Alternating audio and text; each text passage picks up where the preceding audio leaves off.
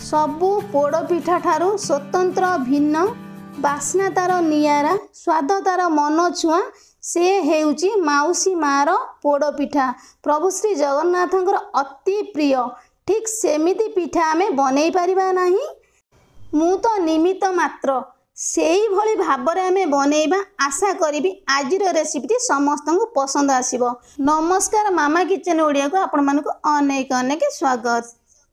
प्रभु श्री जगन्नाथंकर अति प्रिय पोड़ पिठा पाई प्रथमे आमको पानी दरकार। एइठी मु गोटे कप पानी नेछि एइठी बे देई दबा पैन ले से सेम कप रे मापिकी आधा कप चीनी नेछि एइठी बे देई दबा सबु चीनी की पैन ले आमे। तापर एइठी मु 8 रु 10 टी आलमंड को छोट छोट पीस करी काटी नेइतली सब को देई दबा। फाळे नडिया को छोट छोट पीस करके एइठी बे देई दबा। फाळे नडियार कोरा मध्य आमे देई दबा। जदि आपण माने अधिका क्वांटिटी रो बनौजंती आउ अधिका अधिका आपण माने सबुथुरु ऐड करि परिबे। एतिकी किंतु एकदम भाग माप परफेक्ट। जेतिकी आमे नडिया कोरा देले तार आधा दबा आमे छेना। एबे आमे ऐड करिबा स्वाद अनुसार लूण आधा छोटो चामच रु टिके कम दबा। तापर एइठी मु नै आइछि अल्प किछि गोटा मसला गोटे ग्रीन गुजराती गोटे बड़ गुजराती 8 रु 10 टी गोलमरिच 4 टी लवंग एइठी एबे सब को दे दबा। आमे पथुरी रे बढा भाबरे हल्का सा आमे छेचिकी गुंड कर नै जिबा। तार बास्नाटा मध्य बहुत बढ़िया आसीबो। एइठी हमर हल्का दरदरा करके मु गुंड कर नै आइछि। ए सब गुंड को नै कि आमे एबे पैन ले दे दबा। ए पैन आमे डो बनैबा। जदि आपण माने डो न बनौचंती एका संगे गोळे के मध्य ताको स्टीम देई परिबे। एई प्रोसेस रे बनैले पोड़ पिठाटा हमर जल्दी बनिबो। एइठी एबे देई दबा गोटे चामच घियो देले पोड़ पिठार फ्लेवरटा बहुत बढ़िया आसीबो। जंतुणी रे एकाथर हमर घियर फ्लेवरटा रहिबो। गैस रो फ्लेम को ऑन करके सब को आमे भलो भाबरे खडिका रे गोळेई नै जिबा। पानीटा को आमे हल्का छाड़ीबा फुटीबा पई। पानीटा एठी हमर भलो भाबरे फुटी आसलानी। गैस रो फ्लेम को लो ही रखिबा। एइठी एबे देई देबा सेही सेम कप रे मापिकी गोटे कप आटा एका संगे ढाळी के गोळेइबानी भलो बनिबनी। अल्प अल्प आटा ढाळी की आमे डोटा को बनेले कह हबो ना डोटा एकाथर हमर बढ़िया भाबरे सॉफ्ट बनिबो। सब एइठी मु भलो भाबरे देई नेला परे गैस रो फ्लेम को आपण माने बिल्कुल भी मीडियम रखिबेनी लो ही रखिथिबे। जंतणीटा को आपण माने एई प्रोसेस ही बनेइबे। सब एइठी भलो भाबरे एपट सॉफ्ट कर लेउटेई की जंतणीटा को आमे एई भली भाबरे बनेइबा। जमा भी पैन ले लागोनी। जंतणी एठी हमर रेडी ही आइछि। एबे हम कोन करबा ना हल्का टिके ताको 5 रु 6 मिनिट घोड़ेई नै जिबा। जंतणीटा हमर भलो भाबरे सिझी जिवो। 5 रु 6 मिनिट परे एठी मु कवर को बाहर कर नै आउछि। जंतणीटी केते बढ़िया देखाउछि आपण माने देखि परछन्ती ना। एठी एबे देई दबा आउ आधा छोटो चामच घियो। तापर एठी एबे कोन करबा ना हाथ रे जेमति हमें आटा चकटंदी सेम प्रोसेस रे भलो भाबरे चकटी नै जिबा। आपण माने भाग माप करिकि पानी देबे। जंतणीटा जमा भी पानिया हबनी कि अधिका भी बहलिया हबनी एकाथरे परफेक्ट बनिबो। आपण माने थरे बनेइकी देखिबे थर करे ए जंतुणीटा एकदम परफेक्ट बनिबो। जंतुणीटा को आमे कोन करबा ना भलो भाबरे टिके चकटी नै गेले कोन हबो ना बढ़ा भाबरे पोड़ पिठाटी हमर एकदम खास्ता और कुरकुरा बनिबो। ऊपर पूरा खास्ता और कुरकुरा बनिबो भीतरटा पूरा पूरी सॉफ्ट बनिबो। तेणु करी 5 रु 7 मिनिट पर्यंत भलो भाबरे ए डोटा को आपण माने चकटी की रेडी कर नै जिबे। डो को एठी मु भलो भाबरे चकटी नै आइछि। तापर एठी गोटे कैटिन नै आइछि एथरा हमें स्टीम दबा। तापर एबे हमें कोन करबा ना एठी मु नै आइछि छोटो छोटो पीस करी काटिकी 2 खंड कदली पत्र देले कोन हबो ना पोड़ पिठारे कदली पत्र रो फ्लेवरटा रहिले बहुत बढ़िया लागिवो। एठी एबे कदली पत्रटा कोन करबा ना भलो भाबरे हमें कैटिन ले सेट करके देई दबा। कैटिन हो बा टिफिन बॉक्स हो आपण माने जोथिरे पारिबे सेइथिरे आपण माने सेट करके नेबे।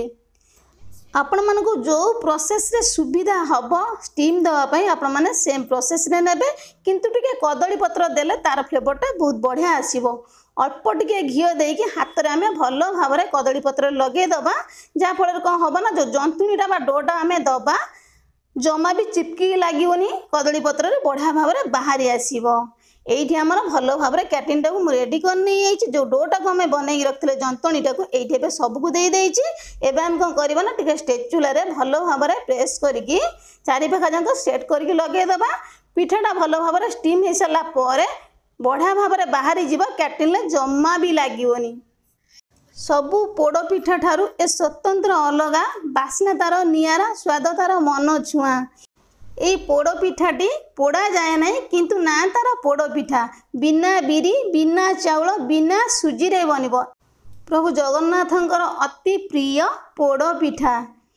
एइठी एबे हमर पिठाटी की मु भलो भाबरे सेट कर नै जाई केटल ले से टाइम भीतर एइठी गोटे कड़ाई रे स्टैंड रखी की पानी दे की मु भलो भाबरे गरम हवा पई देइतली। एइठी भलो भाबरे पानी गरम ही सरला परे पिठाटी की आमे स्टीम होबा पई दबा। गैस रो फ्लेम को आमे लो मीडियम रखिबा। एइठी एबे कोन करिबा ना पिठाटी की भलो भाबरे घोड़ेई नै जिबा छाड़ी दबा ताको आमे 10 रु 15 मिनिट पई 10 रु 15 मिनिट भीतर पिठाटी हमर सिझी की रेडी हे जिवो। एइठी एबे हमर 10 रु 15 मिनिट हे आसलानी कवर को आमे बाहर कोन नै जिबा। एइठी देखि परथे पिठार कलरटा केते बढ़िया देखा जाउची बास्नाटा बहुत बढ़िया आसुची। पिठाटी हमर भलो भाबरे सिझी आसलानी गैस रो फ्लेम को ऑफ कर दबा पिठाटा छाड़ीबा भलो भाबरे ठंडा हवा पई।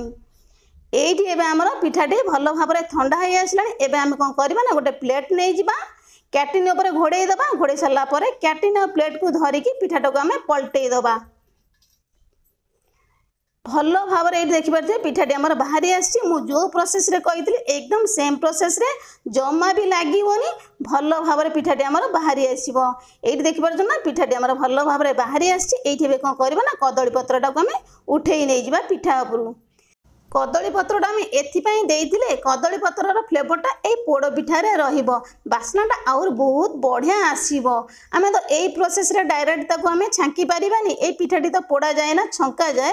एबे आम कोन करबा ना ताको पीस पीस करी काटी नै जिबा जो थरे आपण माने काटी परिबे छुरी हो बा पनिकी हो जो थरे आपण मानको सुविधा हबो जे कोनोसी शेप आपण माने देई परिबे। एठी देखि परते मु भलो भाबरे ताको पीस पीस करी काटी नै जाउची। मझे जेहेतु नड़िया खंड आम देते लगी जाऊँचे आपण मैंने देखिकी छुरी हो पनिक हो जो थे आपण मानक सुविधा हम आपण मैंने से ही काटे। मु छुरी रे काटुचे आपण मैंने छुरी रे काटे ता भी नुहे आपण मानक जेमी सुविधा हम आपण मैंने से प्रोसेस रे काटी पारे। किंतु देखिपारे ना ये मुझे गोटे गोटे पीस करके भल भाव पाखु आपको देखिए दूसरी यही प्रोसेस मैंने रखिले कौन हम ना जल्दी बनीज पिठाटा शीघ्र पिठार छणा हो। सेम प्रोसेस रे सब पोड़ पिठा को काटिक ये रेडी कर नहीं सेपटा आपण मैंने देखिपारे मुझे प्रोसेस रे नहीं जाइए छोट बड़ जहाँ भी पसंद आपण मैंने दे पारे सेप। ये गोटे पैन मुझे बसई नहीं पैन भल भाव गरम हो गला जो कप्रे मापिकी नहीं आम अटा से सेम कप्रे मापिकी दबा आधा कप घी। गैस रो फ्लेम को मीडियम रखा घी को आम छाड़ा भल भाव मेल्ट हाँपाई घी ये भल भाव मेल्ट हो गला। ये कौन करवा ना गोटे गोटे पीस करके आम पोड़ पिठा को आड कर नहीं जा एका सांगरे सबू दबानी जी आपण मानकर पैन बा कड़ाई रे धरिबो से अनुसार आपण माने देबे। पिठाटी भल भाव छांकीबा हमको टाइम लगे तेणुक गैस रो फ्लेम को मीडियम रख सारा 5 मिनिट तापर ताकू लो करदे।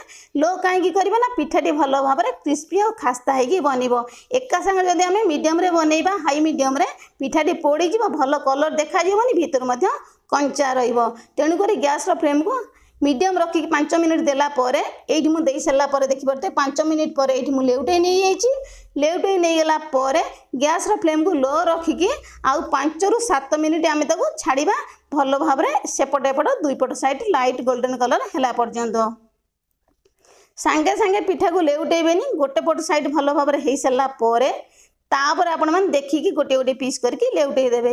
आपण मैंने जब चाहूँगी अधिका घी देकी पिठाटा को भल भाव छांकी पारे से घी आमर जी बनई पिठा एकदम परफेक्ट अधिका घी बड़ोनी कि जंतुणी खराब हेनी एका थरक भाग माप सहित आम बनइबा ठीक से बनई पारनी से भली बनवाई मोटे छोटिया प्रयासटे आशा करी आज रेसिपीटी आपण समस्त पसंद आसो। ये देखिपारे सबको लेउटे सारापर आउ 5 रु 7 मिनिट गैस फ्लेम को लो रखिकी मुझे छाड़ी तापर एपट सेपट कर भल भाव गोटे गोटे आम लेउटे दबा जो पाखटा हो जाए आ गोटे पट साइड आम भल भाव हो। पिठार बास्नाटा बहुत बढ़िया आसुची देखापी जी सुंदर बास्ना एकदम भरपूर।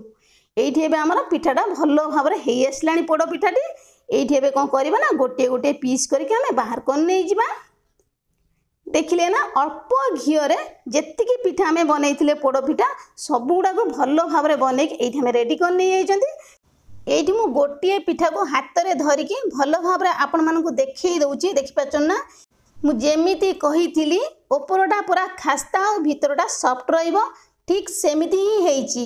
एइठी एबे हमर रेडी ही प्रभु श्री जगन्नाथंकर अति प्रिय माउसी माँ भली पोड़ पिठा। आजिर रेसिपीटी आपण मानू केमिति लागिला छोटिया कमेंट करिया पई जम्मा भी भूलिबेनी। रहिली नमस्कार।